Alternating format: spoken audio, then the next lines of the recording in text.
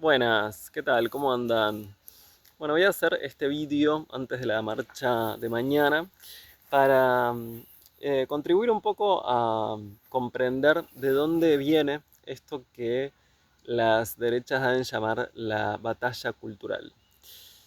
Quizás lo hayan escuchado de nombre, uno de los ideólogos favoritos de Milei, a quien uno de sus canes le debe su nombre, Murray, me refiero a Murray Rothbard. Un poco hay que ir ahí para rastrear la batalla cultural, por lo menos tal como la adoptan y el momento en que la adoptan los libertarios. Este personaje que tenía posiciones bastante verdaderamente libertarias, ¿no? En términos de lo, lo sustancial de esa palabra, ¿no? El sentido original de esa palabra libertaria, tenía posiciones muy progresistas en términos culturales, no así en términos económicos, donde siempre fue un liberal más bien dogmático, pero en términos culturales defendía la legalización de ciertas drogas, la legalización del trabajo sexual, defendía el aborto, las disidencias sexuales, etc.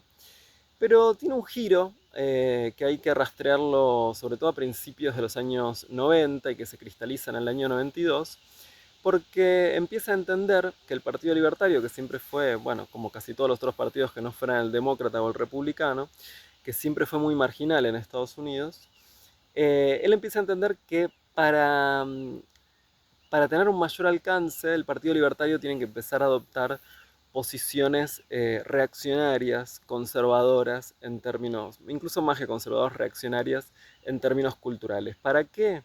Bueno, sobre todo para intentar apuntar a lo que quizás más en términos argentinos podríamos denominar con Jaureche el medio pelo, ¿no? Es decir, para poder interpelar a la imagen de ese electorado de clase media conservadora, ¿no? Es decir, apuntar. Ahora Trump en las últimas elecciones dijo que ellos serán el partido del sentido común, ¿no? Del common sense. Somos el partido del common sense. Bueno, lo que quería Murray Rothbard era buscar justamente ese supuesto sentido común de la clase media, y para eso había que apelar a una agenda distinta, ya no liberal en términos culturales, ya no progresista en términos culturales, sino una agenda bien conservadora. Es decir, eh, apelar al familiarismo, apelar a algo que deriva sin dudas en la homofobia, es decir, a políticas en contra de las disidencias sexuales, en contra de los feminismos, y reivindicar los roles tradicionales de género y la familia nuclear, ¿no? Es decir, y también acercarse, por ende, a sectores religiosos. El Partido Libertario en ese momento empieza a ser apoyado por sectores religiosos. De hecho, el Partido Libertario Yanqui en ese momento empieza a romperse a raíz de la división entre quienes todavía tenían posiciones verdaderamente libertarias y los que empiezan a adoptar esta agenda paleoconservadora. ¿Por qué paleo? Bueno, por lo paleolítico, perdón, paleolibertaria. Es decir, por un lado, paleolítico, es decir, conservadora en términos culturales, y liberal en términos económicos, ¿no? El paleolibertarismo. Ahora, ¿cuál es la funcionalidad de esta agenda?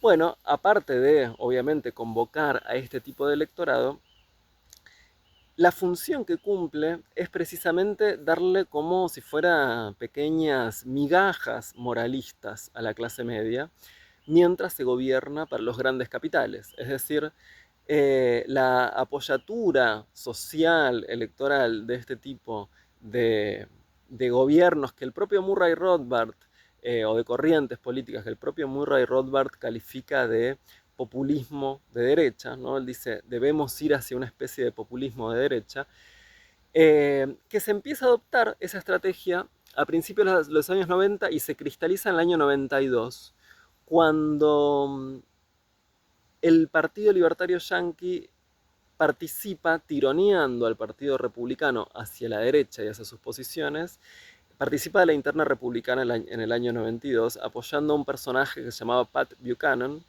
que es una especie de antecedente de Trump. Hay muchos que comparan a Trump con este candidato republicano del año 92, Pat Buchanan, que finalmente va a perder la interna del Partido Republicano con George Bush padre, pero sienta las bases para una mayor derechización, que ya es bastante decir, para una mayor derechización de un partido ya de por sí derechoso como es el Partido Republicano norteamericano.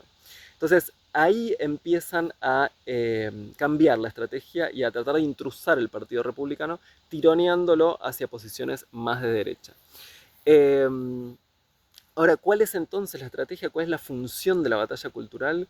Bueno, en regímenes que básicamente lo único que hacen es gobernar para los grandes capitales, ir tirándole algunas migajas con una retórica moralista y cultural a la clase media para tener un apoyo social un poco más amplio, suponiendo siempre desde estas corrientes que las mayorías se pliegan a una agenda reaccionaria. Las mayorías, sobre todo de clase media, ¿no? Construyen a la imagen de el clase mediero como alguien que va a apoyar esta agenda reaccionaria.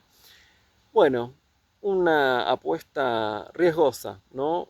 Que en todo caso tiene que confirmarse en la realidad si realmente una mayoría de la sociedad está dispuesta a apoyar una agenda tan conservadora.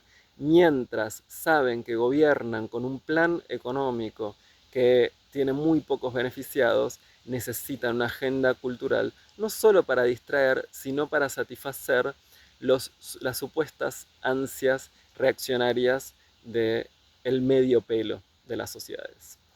Bueno, espero que haya servido y dejo para algún próximo capítulo lo que son las diferencias y las confluencias también entre los populismos de derecha y los fascismos. Nos vemos en una próxima.